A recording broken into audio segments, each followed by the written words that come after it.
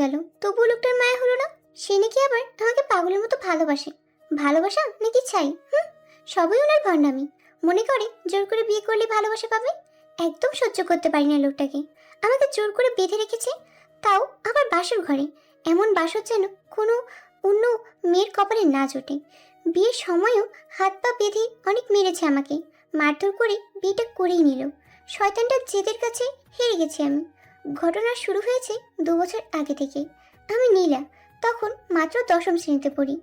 এই লোকটি প্রতিদিন আমার পিছু নিত। অনেকদিন তো ভাইয়া দেখে ফেলেছিল। বাসায় এসে অনেক কিছু বলেছে আমাকে। লোকটার নাম পূর্ণ, অনার্স শেষ করেছে। এখন আর লেখাপড়া করে না, কিন্তু মাস্তানি করে পুরো এলাকায় নাম করে ফেলেছে। তাই ভাইয়া ওকে দেখতে পারে না। আমাকে অনেকবার তার ভালোবাসার কথা বলতো, আমি কোনো পাত্তা দিতাম না। আমার সাথে অন্য কোনো ছেলে কথা বলতে সাহস পেত না ওনার জন্য। ওনার পরিবার খুব ভালো ছিল, তবুও ওনাকে কখনো ভালোবাসতে ইচ্ছে হয়নি। এমন করে 2 বছর চলে যায়। ওনার জ্বালায় অতিষ্ঠ হয়ে গেছি আমি। একদিন বিয়ের কথা বলে, আমি ওনাকে একটা থাপ্পড় মারি, অনেক কিছু বলি।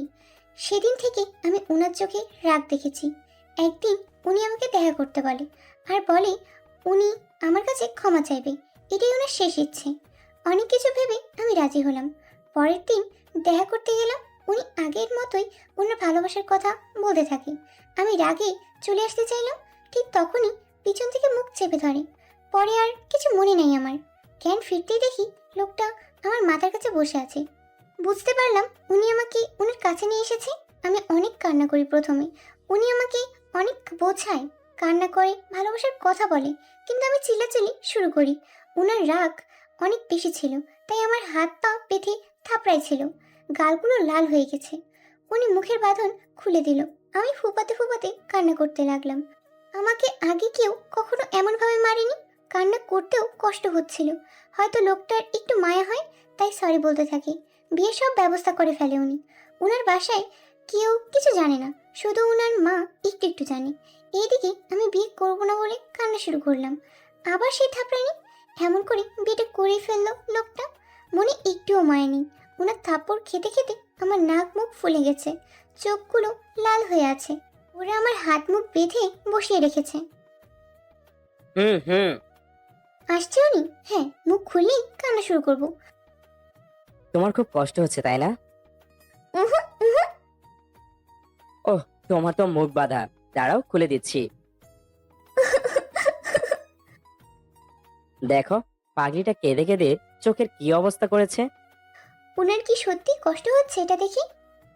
মানে, তুমি কেন বুঝতে পারো না আমার ভালোবাসা? ভালোবাসেন তাই না? হুম, অনেক বেশি। জানো, ফুল দিয়ে ঘরটা আমি নিজের হাতে সাজিয়েছি, শুধু তোমার আর আমার জন্য। আমার জন্য তো অবশ্যই। আচ্ছা, আপনার এই ইচ্ছেটা মিটাতেই আমায় নিয়ে এসেছেন তাই না? কি বলছো তুমি এসব? আমি তোমাকে ভালোবাসি। যদি অন্য কোনো ইচ্ছে থাকতো তাহলে কবেই ইচ্ছেটা পূরণ করে নিতাম, কিন্তু আমি তোমাকে সারা জীবনের জন্য চাই। তাহলে এখন কেন এই ইচ্ছে?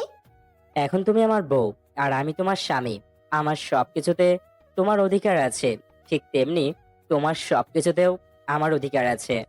আপনি আমাকে কখনোই ভালোবাসেননি, শুধু ভোগ করতে চাইছেন। কি বলো তুমি? আপনি আমাকে ভোগ করতে চাইছেন? আবার বলো তো। হ্যাঁ, আপনি আমাকে ভোগ করতে চাইছেন। লোকটা রাগের মাথায় নিজেকে কন্ট্রোল করতে পারে না। আমি কান্নাকাটি শুরু করেছি। ওনার হাতে পায়ে ধরে ক্ষমা চাইছি। উনি কোনো পাত্তা দিলেন না। আমার চোখের পানির কোনো মূল্য নেই। এই প্রথম ওনার ভিতরের জানোয়ারটাকে দেখতে পেলাম।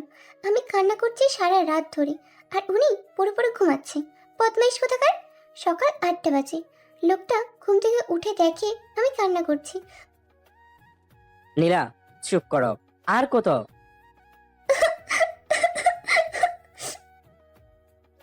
আল্লাহ, এই মেয়ের চোখের পানি কবে শেষ হবে আর আমার কবে শান্তি হবে? খোদা, একটু তাকাও আমার দিকে। এখন খুব কষ্ট হয় তাই না? আমারও হয়েছিল। উফ, এই বউ, রান্না করতে যাও।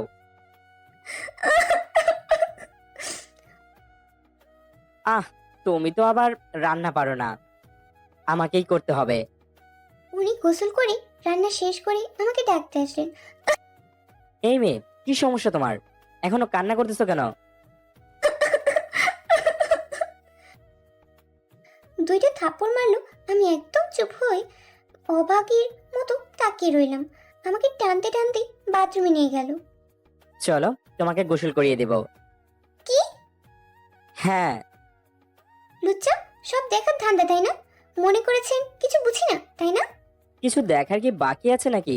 সব দেখে নিয়েছি কালকে। কুত্তা, বের হন। আমি একা গোসল করতে পারবো। অক্ষা করো। গোসল তো করলাম, কিন্তু এখন পরবো কি? উফ! এই, বলো। আমি কি পরবো? এই নাও, শাড়িটা পরে নাও। কি? শাড়ি? কিন্তু আমি তো পরতে পারি না। আমি এসে পরিয়ে দিই। এই না না, আমি পরে নিব। কোনো রকম শাড়িটা পেঁচিয়ে পরে বের হলাম। পূর্ণ তাকিয়ে আছে অবাক দৃষ্টিতে আর মিটি মিটি হাসছে। আমি মুখ ফুলিয়ে বসে আছি। হঠাৎ আয়নায় চোখ পড়লো।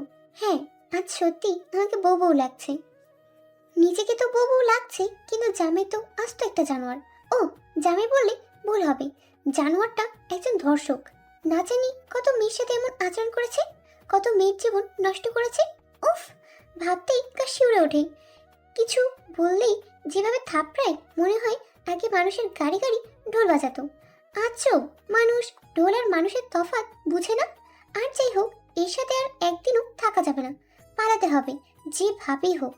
মানুষ চেষ্টা করলে সবাই পারে, সফল হতে না পারলে সেটা অন্য ব্যাপার। একটা প্ল্যান কর নিলাম, নয়তো এই শয়তানটার মার খেতে খেতে জীবন শেষ করবি। শয়তানটা গেল কই? দেখতে হবে। না, বাড়িতে তো নেই। আসলেই প্ল্যান অনুযায়ী কাজ করতে হবে। শয়তান আসার অপেক্ষা করি। গালে হাত দিয়ে বসে আছি। বড়রা বলতো গালে হাত দিলে জামাই মরে যায়, তাই আমি সেই চেষ্টায় আছি যদি কাজে দেয়। প্রায় 40-50 মিনিট পর আসলো সে। যা করার এখনই করতে হবে। ও আম্মা গো!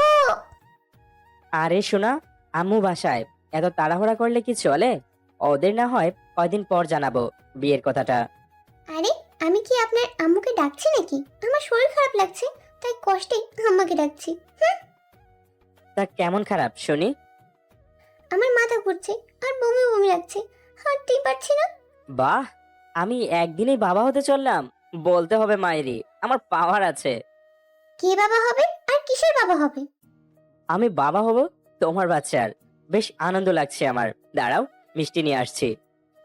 আরে থামেন তো, আমার আবার কিসের বাচ্চা? মানুষের। দূর, কিসব আজে বাজে কথা বলছেন। আরে, আজে বাজে না, এসব প্রেগনেন্সির লক্ষণ। আমি খুব ভালো করে জানি। আচ্ছা আচ্ছা, তাহলে তো আমাদের শিওর হওয়ার জন্য ডাক্তারের কাছে যেতে হবে, তাই না? তা তো অবশ্যই, কিন্তু তুমি তো হাঁটতেই পারছো না, কিভাবে যাবে? হুম, আমরা তো হেঁটে যাব না, গাড়ি করে যাব। হ্যাঁ, তা অবশ্য ঠিক বলছো। আচ্ছা, বিকেলে তৈরি থেকো, ডাক্তারের কাছে নিয়ে যাব। আচ্ছা। বলদ, এত তাড়াতাড়ি কেউ প্রেগনেন্ট হয় না, এটাও জানে না? বিকেল 4টায় লোকটা আমাকে নিতে আসছে। তুমি রেডি? হ্যাঁ, চলেন। আরে আরে, তুমি হেঁটে কোথায় যাও? কেন? নিচে যাচ্ছি। তোমাকে কোথাও যেতে হবে না। মানে? চলো। বোকা মেয়ে, হাঁটতে পারে না, আবার হাঁটতে আসছে। আমি আছি কিসের জন্য? হুম। বলেই আমাকে কোলে তুলে নিল। কোলে করে গাড়িতে নিয়ে বসলো। রওনা দিলাম। লোকটা আগে থেকেই আমাকে বলে রেখেছে আমি যেন রাস্তায় চিল্লাচিল্লি না করি। করলে আমাকে পাবনায় রুগী বানিয়ে দিবে, মানে পাগল। আমিও ভালো মেয়ের মতো চুপচাপ বসে আছি। সুযোগ বুঝে খুব দিতে হবে। আমি মনের সুখে গান গাইছি। শয়তানটা আর চোখে তাকায় আমার দিকে। যেতে যেতে দেখলাম বেশ খানিকটা দূরে একটা ফুচকাওয়ালা। শয়তানটা জানে ফুচকা আমার খুব পছন্দ, তাই সে গাড়ি থামালো আর বলল আমি যেন গাড়ি থেকে নামার দুঃসাহস না করি।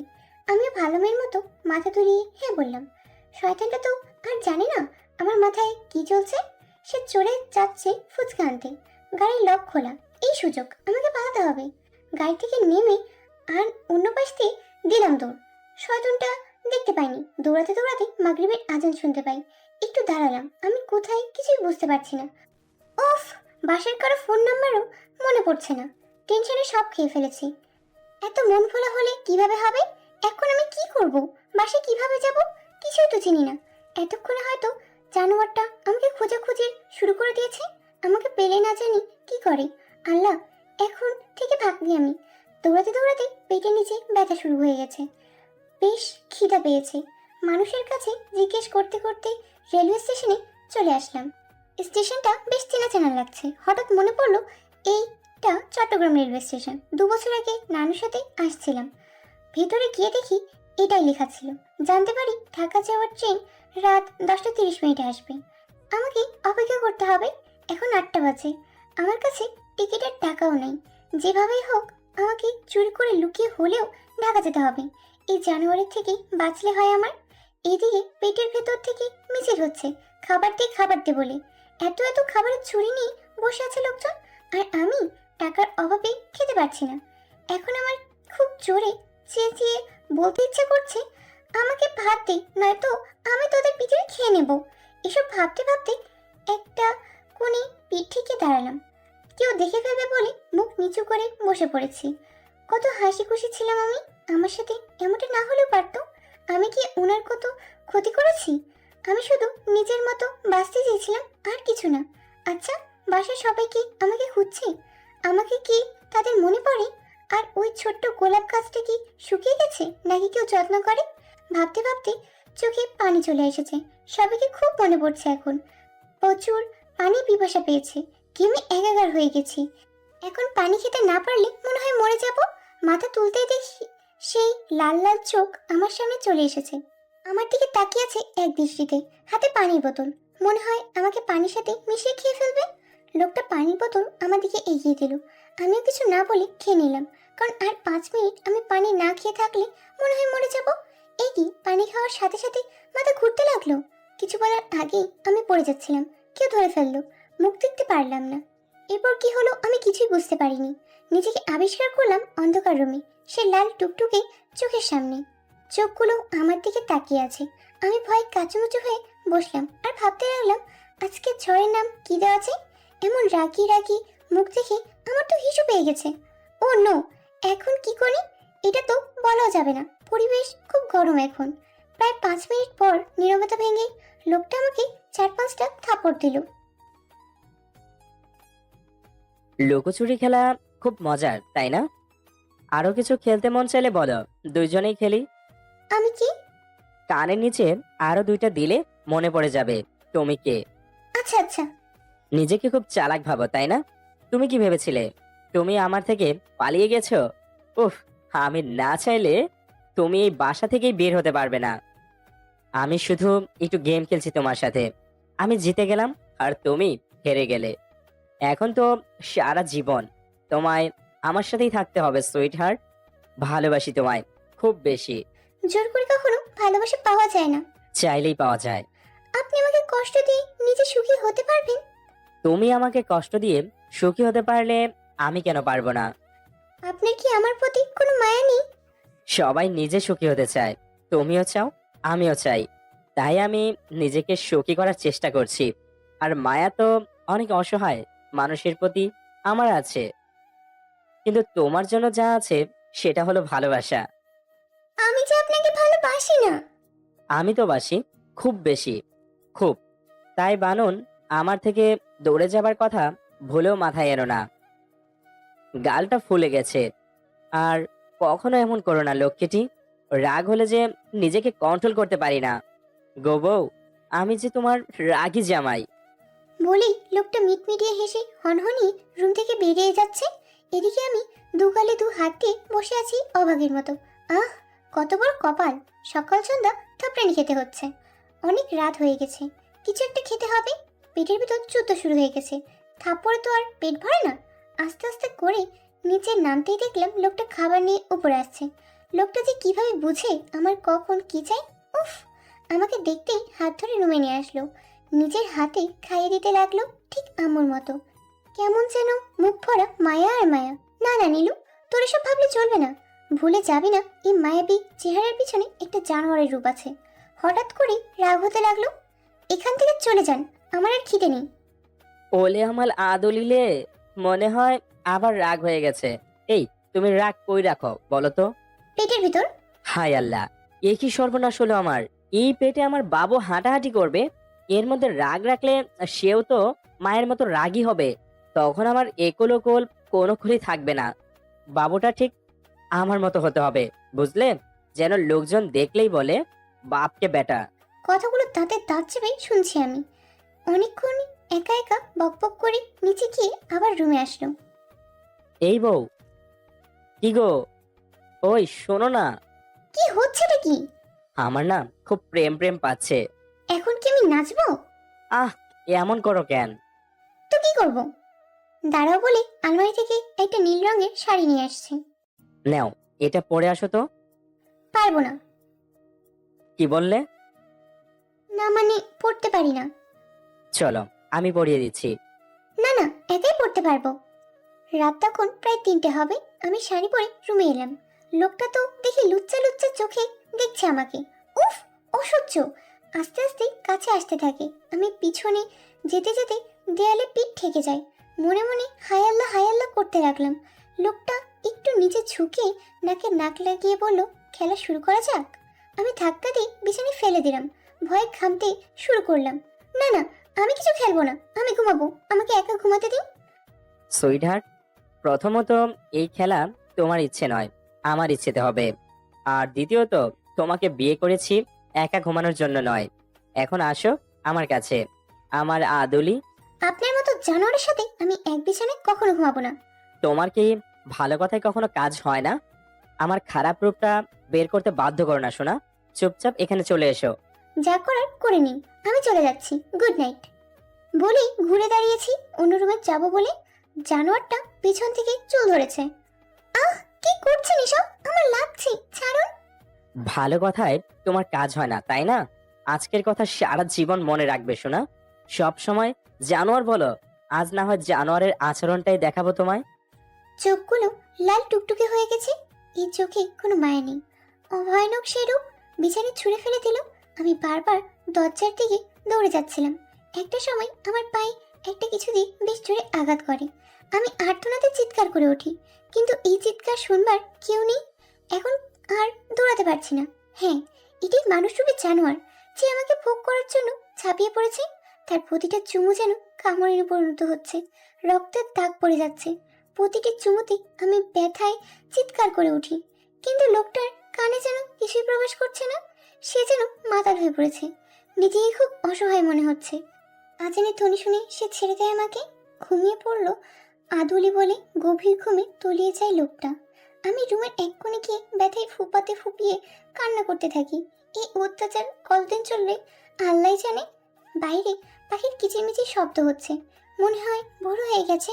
আমি যে উঠে ওয়াশরুম যেতে পারছি না। পা বেশ ফুলে আছে। ব্যথায় একটু ঘুমও নেই চোখে। নাক কান ঠোঁট মরিচের মতো জ্বলছে, সাথে ব্যথাও আছে। বাইরে আস্তে আস্তে আলো ফুটতে থাকে। এই আলো জানলার পর্দা দিয়ে রুমে ঢুকছে। দেয়ালে হেলান দিয়ে বসে আছি। চোখের পানি শুকিয়ে গেছে গালে, সারা মুখে। এখন আর চোখ থেকে পানি পড়ছে না। 8টা বেজে গেছে। আমি খেয়াল করলাম রাতে আমাকে ফুলদানি দিয়ে পায়ে আঘাত করেছে। ফুলদানিটা মেঝেতে ভেঙে পড়ে আছে। রাতে লাইট অফ থাকায় বুঝতে পারিনি কি দিয়ে আঘাত করেছিল। হঠাৎ লোকটা নড়াচড়া করে ওঠে। চোখ খুলে পাশে তাকালো। আমাকে বিছানায় পাশে না পেয়ে তাড়াতাড়ি উঠে বসলো। সারা রুমে চোখ বুলাতে থাকে। আমাকে মেঝের এক কোণে অসহায়ের মতো গুটিয়ে বসে থাকতে দেখলো। বিছানা থেকে নেমে আমার কাছে আসে। আমি চুপচাপ বসে আছি আগের মতো। কাছে এসে বসলো। লোকটার সারা গায়ে নখের আঁচড় রক্তবর্ণ ধারণ করে আছে। অনেক জায়গায় কেটে গেছে। বুঝতে বাকি রইল না এইগুলো আমার নখের আঁচড়। এখনো ঘুমাওনি তুমি? হুম হুম হুম হুম। না ঘুমালে যে সারাদিন মাথা ব্যথা করবে। চলো, গোসল করে খাওয়া দাওয়া করে একটা ঘুম দেই। কিছু না বলে ফুপিয়ে ফুপিয়ে কান্না শুরু করে দিছি। বাবুটার কোথায় কষ্ট হচ্ছে আমাকে কি বলা যাবে? বাবুটা কান্না করলে আমারও যে খুব কষ্ট হয়। উনি খেয়াল করলেন আমার পা ফুলে বালিশে আছে। মুখও ফুলে গেছে। ঠোঁট তো চেনাই যাচ্ছে না। করুণ দৃষ্টিতে তাকিয়ে বলল, কালকের জন্য সরি সোনা। তুমি আমার কাছ থেকে পালানোর চেষ্টা করো না প্লিজ। আমি সহ্য করতে পারি না, পাগল হয়ে যাই, মাথা ঠিক থাকে না। তখন কি করি না করি তার ঠিক নেই। অনেক ভালোবাসি তোমায়। এটা ভালোবাসা? এটা ভালোবাসা হলে ধর্ষণকে মানুষ কি বলবে? তোমার আমার সম্পর্ক স্বামী স্ত্রীর। তোমার সাথে আমার কিছু হলে সেটা পবিত্র, এটা ধর্ষণ নয়। আমি শুধু তোমাকে সারা জীবন কাছে রাখবো বলে এসব করেছি। ভুল বুঝো না আমায়। তুমি প্রেগনেন্ট হয়ে যাও, এরপর থেকে আমি আর তোমার সাথে এমন আচরণ করব না।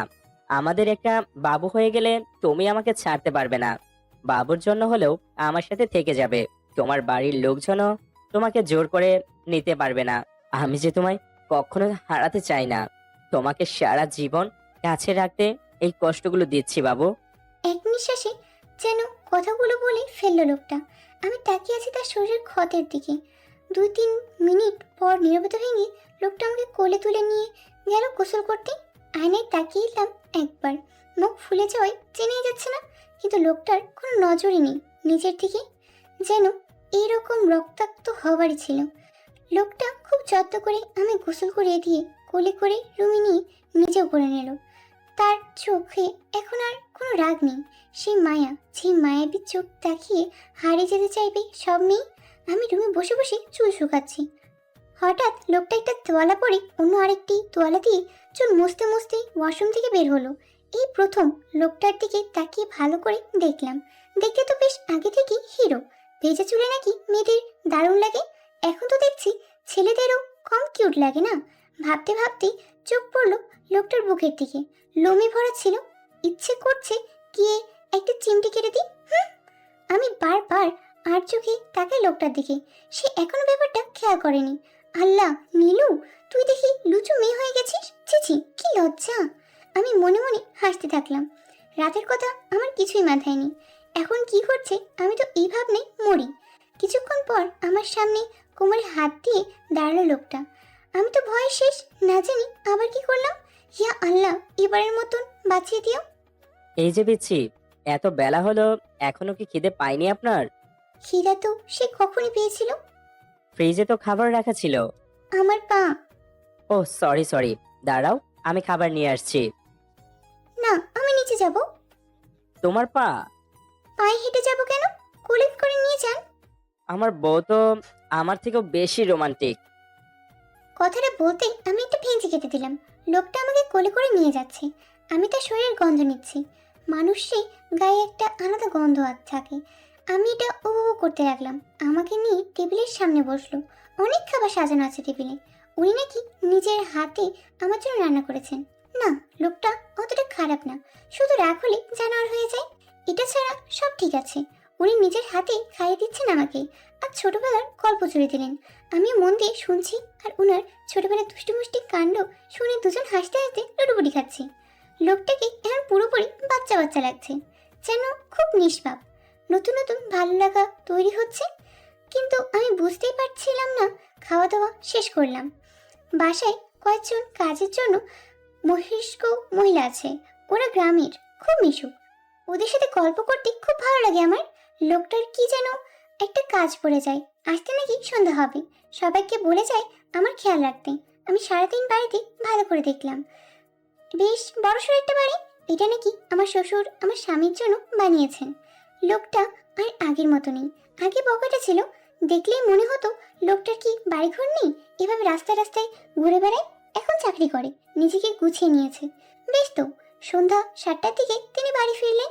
আমি বসে বসে পা নাচিয়ে ওই আন্টিদের সাথে টিভি দেখছি। আমাকে দেখে মনেই হচ্ছে না কেউ আমাকে এখানে আটকে রেখেছে। ওনার হাতে বড় বড় দুটো টেডি, সাথে অনেকগুলো চকলেট আর আইসক্রিম। এইগুলো দেখে আমার মুখে হাসি ফোটে, কিন্তু কাউকে বুঝতে দেয়নি। একটা আইসক্রিম আর কতগুলো চকলেট আমার কাছে রেখে বাকিগুলো ফ্রিজে রেখে দিলাম। একসাথে ডিনার করে ওনার আগেই চুপচাপ রুমে গেলাম শুতে।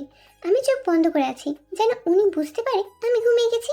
কিছুক্ষণ পর তিনি এসে পাশে বসে আমার মাথায় হাত বুলিয়ে কপালে একটা চুমু দিয়ে একবার বলল, খুব ভালোবাসি বউটাকে, কিন্তু বউটা কেন যে বোঝে না। এমন বাচ্চা বাচ্চা বউ নিয়ে পড়েছি এক বিপদে। হে আল্লাহ, রক্ষা করো। তারপর একপাশে ঘুমিয়ে পড়েছে। আমিও মিটি মিটি হাসছি। অনেক কিছু ভাবতে ভাবতে কখন যে ঘুমিয়ে পড়লাম নিজেও জানি না। সূর্যের আলো চোখে পড়তেই ঘুম ভাঙলো। পাশে তাকিয়ে দেখলাম লোকটা নেই, হয়তো উঠে গেছে আমার আগে। সকালটা বেশ মিষ্টি মিষ্টি লাগছে, হালকা শীত পড়েছে, তাই অনেক বেলা হলেও কুয়াশার চাদরে ঢেকে থাকে সব। এমন সময় গরম গরম কফি হলে বেশ ভালো হতো। কথাটা ভাবতেই লোকটা কফি নিয়ে হাজির। Good morning sweet heart. কি ব্যাপার, সকাল সকাল ভেঙচি দিলা কেন? রাগ? আমি রাগ? চোখ মুখ দেখে বুঝতে পারেন না নাকি? বাহ, রাতে আদর করলেও রাগ, আবার না করলেও রাগ। আমি এখন কোন ফান্দে পড়ে গেছি? রাখেন তো আপনার আজের বেচার, আগে বলেন। আমি ঘুমানোর সময় আমার বালিশের পাশে একটা চকলেট রেখেছিলাম, সকালে উঠে দেখি নাই। কোথায় গেল? কোথায় গেল? বলেই কফির মগ টেবিলে রেখে মাথা চুলকাতে লাগলো। হ্যাঁ হ্যাঁ, গেল কোথায়? আজকাল দেখছি চকলেটও চুরি হচ্ছে। তো তো তো তোমার চকলেট কে চুরি করবে? যে আমার সাথে এক বিছানায় ঘুমায়। কে ঘুমায়? ন্যাকা, মনে হয় উনি জানেন না কে ঘুমায়। তুমি কি আমার কথা বলছো? আমি তো চকলেট খাই না সোনা। আর আমি কি আমার বাবনের চকলেট খেতে পারি? তুমিই বলো। কেন, আপনার কি মুখ নেই যে খেতে পারবেন না? আহা, বোঝো না কেন? তোমার চকলেট খেলে আমার ডায়রিয়া হবে। তুমি যেভাবে অভিশাপ দাও, তোমার চকলেট খাবার সাহস আমার নেই। চকলেটের তো হাত পা নেই যে দৌড়ে পালিয়ে যাবে। অবশ্যই আপনি খেয়েছেন, হয়তো ঘুমন্ত অবস্থায় খেয়েছেন, তাই এখন কিছু মনে পড়ছে না। কি, তুমি আমাকে ঘুমন্ত চোর বানিয়ে দিলে? শেষ পর্যন্ত বইয়ের কাছ থেকে এই মিথ্যা অপবাদ শুনতে হলো। হে আল্লাহ, আমি আর বাঁচতে চাই না। নিয়ে যাও আমাকে। হয়েছে, এত ঢং করতে হবে না। কি করব তাহলে? আজকে আমার জন্য আরো বেশি করে চকলেট নিয়ে আসতে হবে। যথাজ্ঞা ম্যাডাম। এইবার চকলেট চুরি হলে আমার দোষ নেই কিন্তু। হ্যাঁ, আমি এত বোকা না। এইবার সব চকলেট গোপন জায়গায় লুকিয়ে রাখবো। ইচ্ছে হলে কি হবে, মাথায় বেশ বুদ্ধি। কিছু বললেন মনে হয়? না না, কফি ঠান্ডা হয়ে গেছে, যান গরম করে নিয়ে আসুন। এত শখ করে বিয়ে করলাম, ওই বউ আমার একটু আদর যত্ন করবে তা না, আমি নিজেই বউয়ের সেবা করে মরছি। আল্লাহ। আবারও কিছু বললেন মনে হলো। না না, তুমি ফ্রেশ হয়ে আসো, আমি গরম কফি আনছি। হুম, ওয়াশরুমে গিয়েই হাসিতে লুডুবুড়ি খাচ্ছি। মিথ্যা অপবাদ দিয়ে বেশ বোকা বানিয়ে দিলাম লোকটাকে। আসলে আমার চকলেট আমি নিজেই খেয়ে ঘুমিয়েছি, আর দোষ পড়লো নিষ্পাপ রাগের জামাইয়ের উপর। ব্যাটাকে এইভাবেই জব্দ করতে হবে। একটু একটু ভালো লাগা তৈরি হচ্ছিল। ফ্রেশ হয়ে নিচে নামলাম। নিচে গিয়ে দেখি ওনার ছোট বোন স্বর্ণা এসেছে। স্বর্ণা খুব মিশুক একটা মেয়ে। আমরা একসাথেই লেখাপড়া করছিলাম। ওকে দেখেই গল্প জুড়ে দিলাম। একসাথে লাঞ্চ করলাম তিনজন। উনি বিকেলে অফিসে যাওয়ার জন্য তৈরি হচ্ছে। এমন সময় স্বর্ণা তার ভাইয়ের কাছে বায়না ধরেছে শপিংয়ে যাবে। ভাইয়া, আমি শপিং করতে যাব। কাল নিয়ে যাব। না, আজ যাব। কিন্তু আমার তো অফিসে একটা জরুরি কাজ আছে বন্টি, কালকে যাই প্লিজ। আমি ভাবির সাথে যাব। লোকটা অন্য কিছু বলতে পারলো না। জানি বোন কষ্ট পাবে, আর উনি ওনার বোনকে খুব ভালোবাসেন। ঠিক আছে, ভাবিকে নিয়ে যা। আর তুমি একদম ভুলেও পালানোর চেষ্টা করো না। তোমার দিকে সব সময় আমার লোকেরা নজর রাখবে। ওকে শোনা? কথাটা আমাকে কানের কাছে এসে আস্তে করে বলল। আমিও মাথা নেড়ে ঠিক আছে জবাব দিলাম। বিকেল বেলা আমরা বেরিয়ে পড়লাম শপিং এর উদ্দেশ্যে। আমি আর স্বর্ণা মন করে শপিং করতে লাগলাম। আমার জন্য কয়েকটি শাড়ি আর থ্রি পিস, আর ওনার জন্য শীতের জন্য একটা চাদর কিনে নিই। খুব ভালো লাগছে। শপিং মল থেকে বেরিয়ে গাড়িতে উঠতে যাব এমন সময় সামনে সাথে দেখা। একসাথে এক স্কুলে লেখাপড়া করতাম আমরা, বেস্ট ফ্রেন্ড ছিলাম। কলেজে উঠে আলাদা হয়ে যাই। অনেক দিন পর দেখা, দেখতে পেলেই জড়িয়ে ধরলো। এটা শুধু একজন বন্ধুর মতো, যার মধ্যে অন্য কিছু ভাবতে পারিনি আমি। ওর সাথে প্রায় 1 ঘন্টা কফি শপে কথা বললাম, সাথে স্বর্ণাও ছিল। যেই সেই ছোটবেলায় পুরনো দুষ্টু মিষ্টির কথা জুড়ে দিলাম আমরা তিনজন। আমরা 6টার দিকে বাসায় পৌঁছাই। বাসায় গিয়ে সবাইকে আমাদের শপিং দেখালাম। ঠিক 7টার সময় উনি বাসায় পৌঁছালেন। আমি আর স্বর্ণা টিভি দেখছি। উনি আমাদের দিকে তাকালেন না, সোজা উপরে নিজের রুমে চলে গেলেন। সেটা নিয়ে অতটা মাথা ঘামাইনি আমি। 10টা 30 বাজে, আমি আর স্বর্ণা সিরিয়াল দেখছি। উপর থেকে একবার জোরে চেঁচিয়ে বলল লোকটা। নীলা, রুমে আসো তো। আমি এই কথায় কোনো পাত্তা দিলাম না, নিজের মতো টিভি দেখে চলছি। 30-35 মিনিট পর লোকটা নিচে নেমে আমার সামনে এসে দাঁড়ালো। চোখ মুখ রাগে লাল হয়ে আছে। আমি এই রাগের কারণ খুঁজে পেলাম না। আমার ঠোঁট কাঁপছে, কাঁপা কাঁপা ঠোঁটে বললাম, আমি এখনই উপরে যেতাম। কথা বলে শেষও করতে পারলাম না, ঠাস ঠাস করে 2 গালে 2টো থাপ্পড় দিল। শোনা ভয় কাঁপছে। ওকে ধমক দিয়ে রুমে পাঠিয়ে দিল লোকটা। আমার চোখের পানি টলমল করছে। কিছু না বলেই আমার চুল টেনে ধরলো।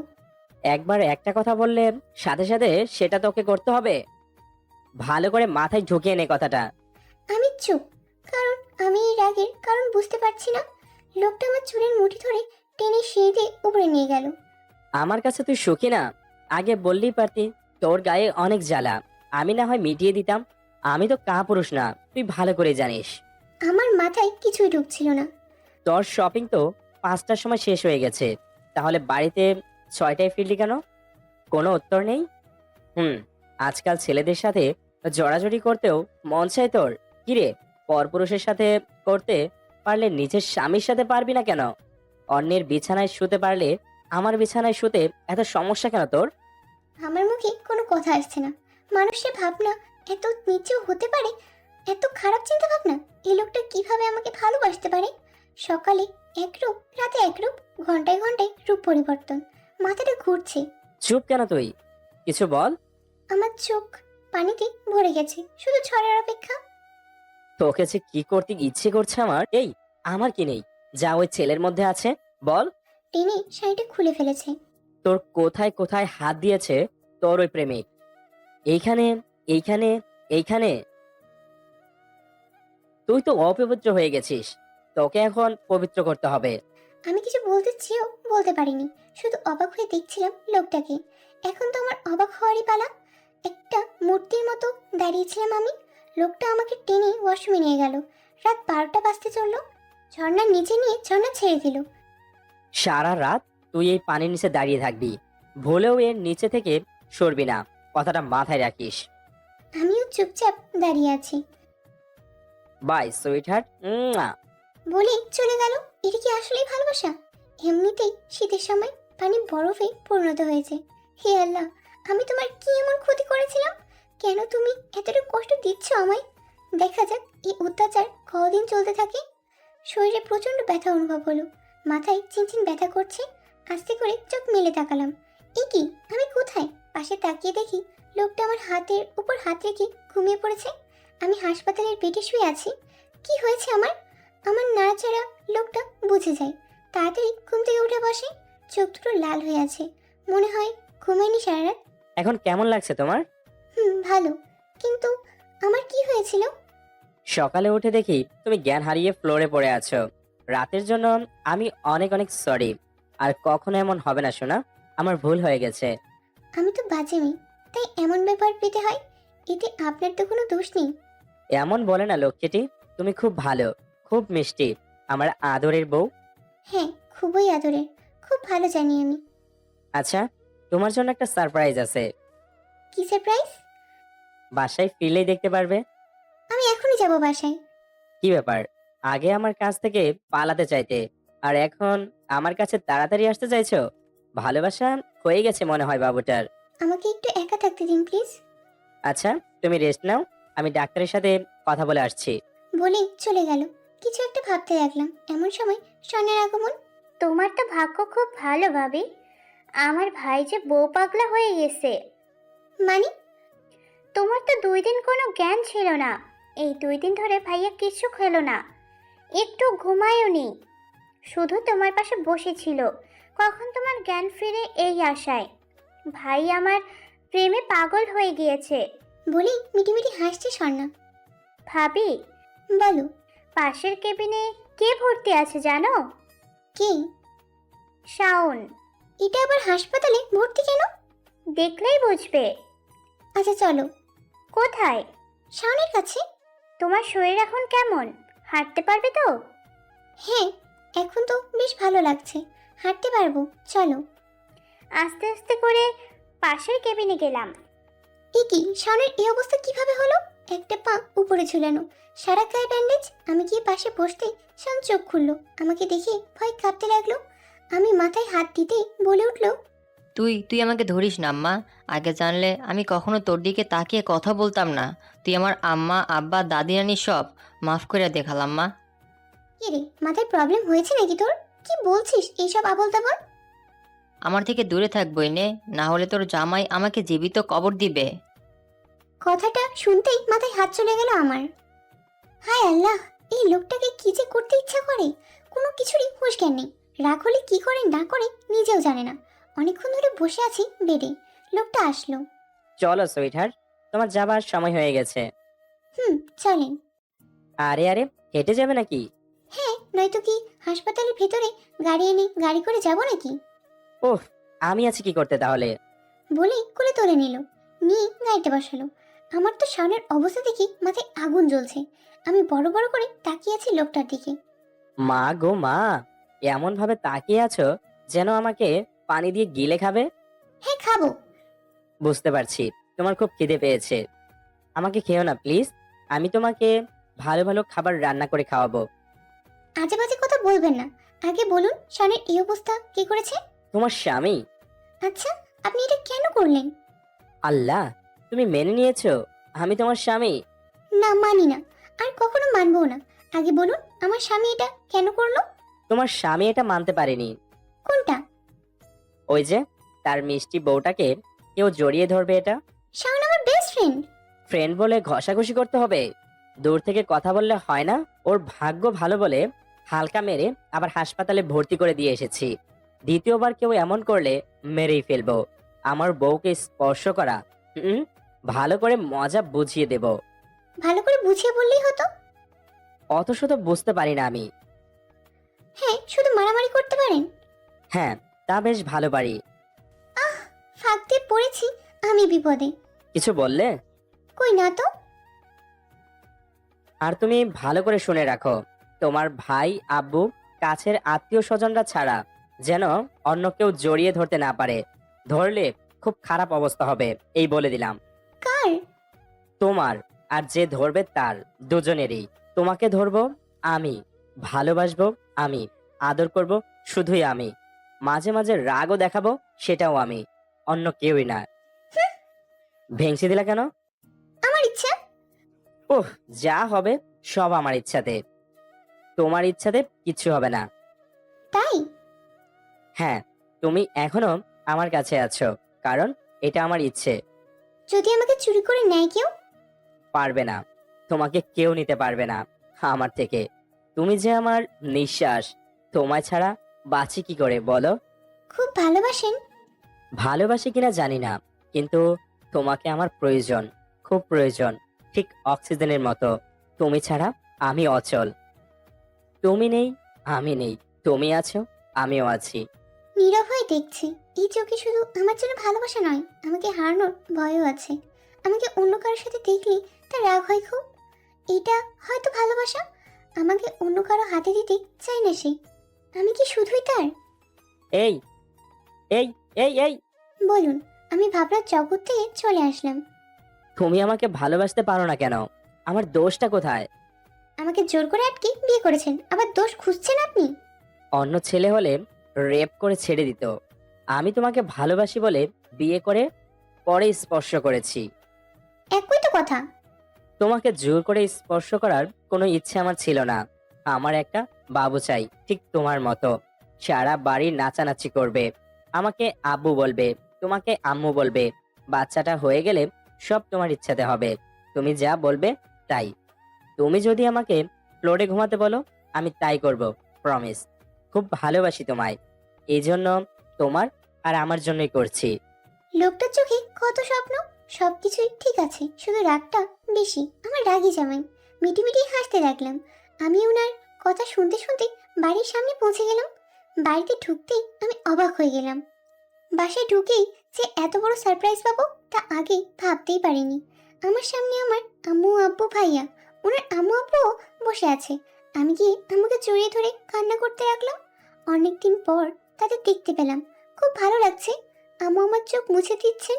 আমাদের আগেই বলতে পারতি রে মা, আমরা সব মেনে নিতাম। মানে কি? তুই পূর্ণকে ভালোবাসিস, আমাদের আগে বললেই হতো। এইভাবে না পালিয়ে আমাদের বললে আমরা সুন্দরভাবে আয়োজন করে তোদের বিয়ে দিতাম। আমার মাথার উপর দিয়ে যাচ্ছে সব। কিসব বলছে এরা? আমি কিছু বলতে যাবো, এমন সময় লোকটা আমাকে টেনে উপরে নিয়ে উপরে চলে গেল। কি ব্যাপার? আমাকে জোর করে নিয়ে আসলেন কেন? ওদের কথা ভালো করে বুঝতেও পারলাম না। যাই, আমি শুনে আসি কি হয়েছে। ছাড়ুন আমাকে। কোথাও যেতে হবে না। আপনি তাদের কি বলেছেন বলুন? ওহ, বলবো না। বলুন না প্লিজ। আচ্ছা, বললে কি দিবে? আমার কাছে তো কিছু নেই, কি বা দিব? উফ, কিছু তো দিতে হবে, নয়তো বলবো না। আচ্ছা দিব। কি দিবে শুনি? আমার বুঝি লজ্জা করে না? ওরে আমার লজ্জাবতী রে, বলতে এত লজ্জা পেলে দিবে কিভাবে? আগে বলুন, পরে দিয়ে দিব। আগে বলো কি দিবে, পরে বলে দিব। আমি একটা আমি একটা তুমি একটা কি? আমি একটা চুমু দিব। ওলে বাবা লে, কোথায় কোথায় দিবে? দিলেই তো দেখবেন। এখন বলুন কি বলেছেন ওদের? বলেছি।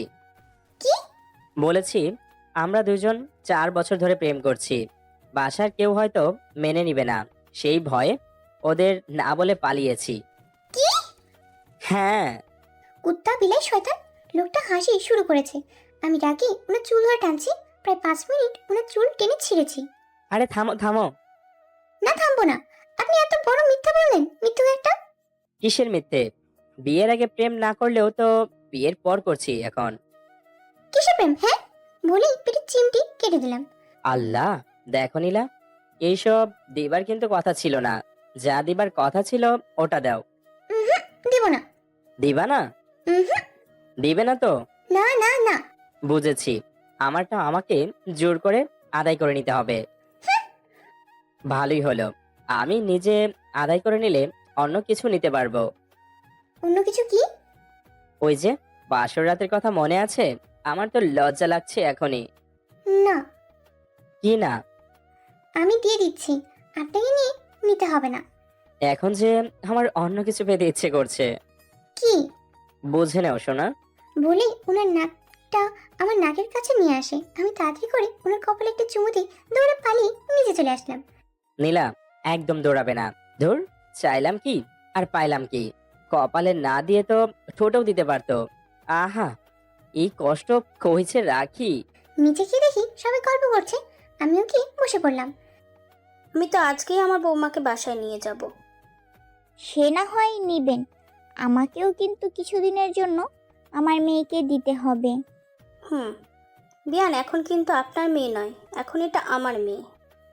আমার মেয়ে খুব লাকি যে এমন স্বামী আর শ্বশুর শাশুড়ি পেয়েছে। আপনার মেয়েও কিন্তু কম মিষ্টি নয় বেয়ান। সবাই হাসাহাসি করছে, তাই আমি আর সত্যিটা বললাম না। সবাই যখন খুশি তাহলে এটা মেনে নেওয়াই ভালো। লোকটা তো খারাপ না, আমাকেও খুব ভালোবাসে। ওনার রাগ হবে এমন কিছু না করলেই হবে। তিনিও নিচে নামলেন। পূর্ণ, সব কিছু গুছিয়ে নে, আজই তোদের বাসায় নিয়ে যাব। কিন্তু আম্মু, আমার অফিস। কিছুদিনের জন্য ছুটি নে, কিছুদিন আমাদের সাথে থেকে কিছুদিন নীলাদের বাসায় থেকে চলে আসবি। মেয়েটার কথা ভাব একবার, কতদিন ধরে নিজের বাড়িতে যেতে পারে না, হয়তো খুব কষ্ট হচ্ছে মেয়েটার। আচ্ছা, আমি অফিসে ফোন করে ছুটি নিয়ে নিচ্ছি। আমি তো বেশ খুশি, অনেকদিন পর বাড়ি যাব। উনি অফিস থেকে 7 দিনের ছুটি নিয়ে নিলেন। আমরা সবাই রাতে ডিনার করে বেরিয়ে পড়বো ঢাকার উদ্দেশ্যে। এখন সন্ধ্যা, আম্মু আর আমার শাশুড়ি মা বসে বসে টিভি দেখছে। আমি রুমে বসে বসে পা নাচানাচি করছি। এমন সময় রুমে লোকটার আগমন। এই যে ম্যাডাম, খুশিতে যে পা দুলাচ্ছেন, সব ব্যাগে গোছাবে কে? কেন? সব তো আপনিই গুছিয়ে নেবেন। হ্যাঁ, পাইছো তো একটা বিনা পয়সায় চাকর, কাজ করাও কিন্তু কোনো বকশিস দাও না। বইয়ের কাজ করে দিলে চাকর হয়ে যায় বুঝি? বউয়ের কাজ করলে চাকর হয় না, শালির কাজ করলে হয়। তুমি তো আমার শালি, তাই না? কেন দেওয়া আমায় গালি? আল্লাহ, আমাকে একটা শালি দিলে পারতে। শালিটা দোলাভাইয়ের কষ্ট বুঝতো, মাঝে মাঝে আদর ভালোবাসা দিয়ে ভরে দিত। আমি তো শালিকে চোখে চোখে রাখতাম। লুচ্চা কোথাকার, বইয়ের সেবা করতে পারে না আবার শালি শালি করে মরে। শালি মানেই তো মনের অর্ধেক জায়গা তার। আহা, আপনার মন আমি টেনে ছিঁড়ে নিব, এরপর দেখবো কত মানুষের জায়গা হয় এতে। আচ্ছা, তোমার 2 থেকে 3টা সুন্দর সুন্দর ছোট বোন থাকলে আমরা কত মজা করতাম, তাই না? কেন আমি বুঝি সুন্দর নই, আমাকে পছন্দ হয় না? হয় হয়, কিন্তু বউ আমার মনের কথা বোঝে না। হ্যাঁ, শুধু এটাই করতে পারবে, আর কিছুই পারবে না। এতে আপনার কি? আমার বউ? বইয়ের জন্য তো এইটুকু কাজ করতেই পারেন আপনি। না, পারি না। কেমন জামাই রে বাবা! খুবই সহজ সরল জামাই, যেমনে নাচাবে তেমনি নাচবে। ঢং, রুমে এসে যেন দেখি সবকিছু ব্যাগে গোছানো। মহারানীর হুকুম তো মানতেই হবে। আমি আবার নাচতে নাচতে আম্মুদের পাশে গিয়ে বসলাম। আজ যেন খুশির সীমানা নেই আমার। আমার আর ওনার পরিবারও আমাদের দেখে খুব খুশি। উনি আমাদের দুজনের জিনিসপত্র ব্যাগে ভরে নিলেন। একটা লাল রঙের পাঞ্জাবি পরে নিলেন আর আমি লাল শাড়ি। ওনাকে বেশ সুন্দর লাগছে, দুজনাকে নতুন জামাই বউ লাগছে। আমরা সবাই তৈরি হয়ে বেরিয়ে পড়লাম। বাইরের একটা রেস্টুরেন্টে ডিনার করে রওনা দিলাম ঢাকার উদ্দেশ্যে। ভোরে ঢাকা পৌঁছে গেলাম। অনেকদিন পর নিজেদের এলাকায় খুব ভালো লাগছে।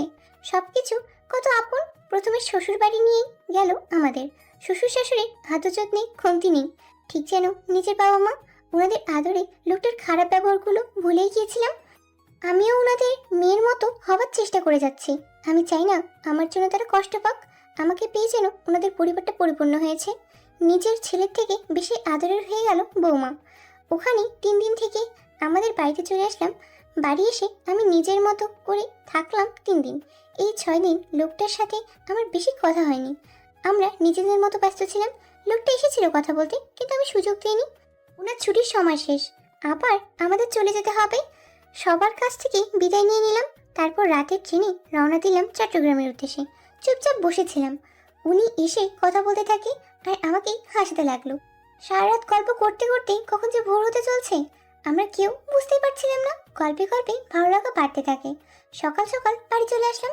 সারা রাত ঘুম হয়নি, তাই ফ্রেশ হয়ে শুয়ে পড়লাম। লোকটা নিচে কি যেন কাজ করছিল। বিকেলে ঘুম ভাঙলো। চোখ খুলতে দেখলাম আমি লোকটার বুকে মাথা রেখে হাতে হাত রেখে শুয়ে আছি। মন ভরে দেখতে থাকলাম লোকটাকে। আহ, কি মায়া যেন। সারা জীবন এই বুকে মাথা রেখে থাকতে চাই আমি। এমন সময় ওনার ঘুম ভাঙে। আহ, ঘুম ভাঙার আর সময় পেল না। লজ্জায় লাল হয়ে গেলাম আমি। ওনার চোখে আমার চোখ পড়তেই চোখ নামিয়ে নিলাম আমি। মাথা নিচু করে আছি আমি। আমার বউটা বুঝি লজ্জা পাচ্ছে? হুম। আচ্ছা, তাহলে তো এমন কিছু করতে হবে যেন বউটা লজ্জা পায়। ঢং। এখন তো কিছুই করলাম না জানটি। ছাড়ুন তো, ছাড়বো না। আমার কাজ আছে। আমাকে আদর করা ছাড়া অন্য কোনো কাজ নেই তোমার? এখন ছাড়ুন, পরে আদর করে দিব। সত্যি তো? হুম। উম, তারপর এক দৃষ্টিতে তাকিয়ে আছে আমার দিকে। এই নজরে লুকিয়ে আছে আমার জন্য গভীর ভালোবাসা। আমি যেন হারিয়ে যাচ্ছি ওনার মাঝে। এমন দুষ্টু মিষ্টি খুনসুটি চলছে আমাদের মাঝে। আমি যেন লোকটাকে ভালোবেসে ফেলেছি। এখন আর উনি রাগ করে আগের মতো আচরণ করে না। এখন ওনার পক্ষে মাথা না রাখলে আমার ঘুম হয় না। ওনার অফিস থেকে ফিরতে দেরি হলে কেমন যেন নিজেকে ফাঁকা ফাঁকা লাগে। এমন ভাবে চলে যায় 2 মাস। হঠাৎ আমি অসুস্থ হয়ে পড়ি। উনি 3 দিনের জন্য দেশের বাইরে গেছেন। ওনাকে অসুস্থতার কথা জানেনি এখনো। শুধু শুধু চিন্তা করবে, তাই না বলাই ভালো। ডাক্তার আসেন আমাকে দেখতে। ওনার কথা শুনে আমি অবাক হয়ে গেলাম। আমি প্রেগনেন্ট, তাই এমন খারাপ লাগছে? এখন একটু এমন লাগবেই। খুব খুশি লাগছে, আবার খারাপও লাগছিল। আজ উনি পাশে থাকলে খুঁজতে কোলে নিয়ে নাচতো। খুব মিস করছি ওনাকে। আজ খুব একা মনে হচ্ছে নিজেকে। ডাক্তার কিছু ওষুধ দিয়ে আর রেস্ট থাকতে বলেছেন। বেশি দৌড়ঝাঁপ করা নিষেধ, এসব বলে চলে গেলেন ডাক্তার। উনি এই খবরটা শুনে খুব খুশি হবে। উনি কালকেই দেশে ফিরবেন। খুশিতে নাচতে ইচ্ছা করছে আমার। এই দিনটার জন্য ওনার এত অপেক্ষা। এসব ভাবতে ভাবতে ঘুম আর আসছে না। ঘুম আজকে পালিয়ে বেড়াচ্ছে। ওনার কিভাবে বলবো, কিভাবে বললে উনি সারপ্রাইজ হবে, এসব ভাবতে ভাবতে ভোর হলো। আজ আমি নিজের হাতে ওনাকে রান্না করে খাওয়াবো। সকাল থেকে সব কাজ শেষ করতে হবে। মনের খুশিতে রান্না শুরু করে দিলাম। বাড়ির সবাই অনেক বাধা দিলেও আমি মানিনি। রান্নাবান্না শেষ করে ওনার আনা নীল রঙের শাড়িটা আলমারি থেকে বের করে পরে নিলাম। চোখে কাজল, খপারে টিপ, ঠোঁটে হালকা লিপস্টিক। আহা, আমি যেন নিজের প্রেমে পড়ে যাব আজ। সারা বাড়িতে রঙিন রঙিন মোমবাতি জ্বালিয়ে রেখেছি। বিকেল হয়ে গেছে। আজ সারাদিন উনি আমাকে একবারও ফোন করেনি। হয়তো কাজে খুব ব্যস্ত ছিল, তাই এটা নিয়ে আর ভাবলাম না। ওনার আসার সময় হয়ে গেছে। নিজেকে খুব খুশি মনে হচ্ছে আজ। আমাদের পরিবারটা পরিপূর্ণ হতে চলেছে। ভাবতে ভাবতে একটা ফোন আসলো। উনি হয়তো ফোন করেছেন। দৌড়ে গিয়ে ফোন ধরি আমি। আপনি কি মিসেস নীলা চৌধুরী? জি, পূর্ণা চৌধুরী কে হয় আপনার? আমার স্বামী। কি হয়েছে, আর আপনি কি?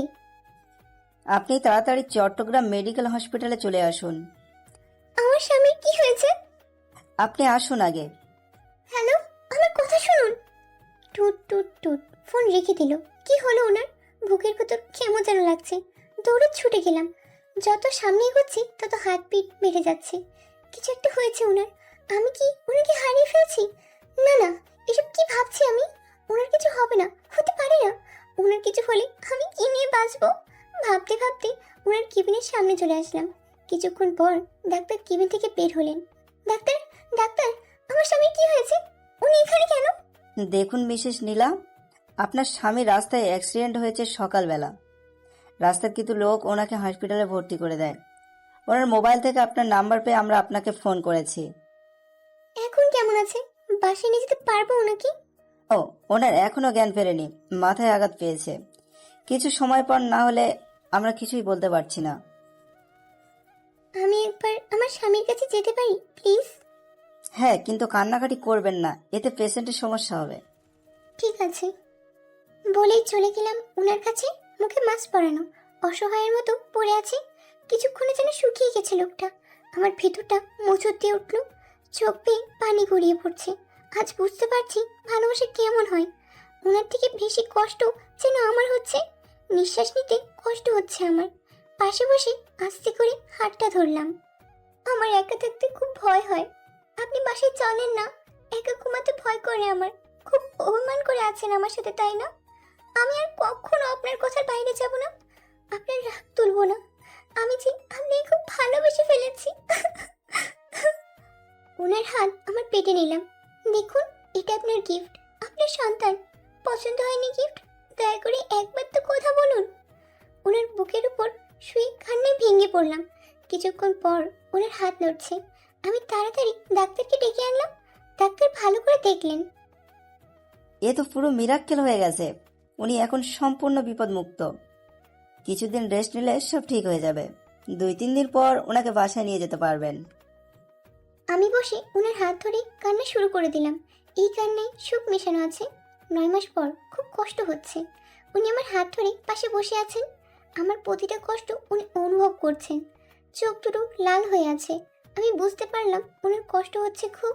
কিছুক্ষণের মধ্যেই আমাকে নিয়ে যাবে অপারেশনের রুমে। আমি ভালো করে দেখছি মানুষটাকে। যদি কখনো না ফিরে আসি তবে এটাই যে আমার শেষ দেখা। শুনুন, বলো। ভালোবাসি আপনাকে। আমিও খুব ভালোবাসি তোমাকে। তোমার কিচ্ছু হবে না, দেখে নিও। তোমাকে বাঁচতে হবে আমার জন্য। আমি মাথা নেড়ে হ্যাঁ বললাম। আমাকে নিয়ে যাচ্ছে। আব্বু আম্মু শ্বশুর শাশুড়ি সবার মুখে চিন্তার ছাপ। প্রায় 2 ঘন্টা পর আমাদের একটি ছেলে সন্তান জন্ম হলো। ঠিক ওনার মতো খুশির বাদ ছিল না। সবাই খুশি। উনি তো আনন্দে নাচানাচি করছে। সবাইকে দেখে আমিও খুশি। আর কিছু চাই না আমার। জীবন চলতে থাকুক তার আপন গতিতে। সবশেষে ভিডিওটি যদি আপনাদের এতটুকু ভালো লেগে থাকে তাহলে আর দেরি না করে এক্ষুনি ভিডিওতে একটি লাইক দিয়ে আপনার বন্ধুদের সাথে শেয়ার করুন।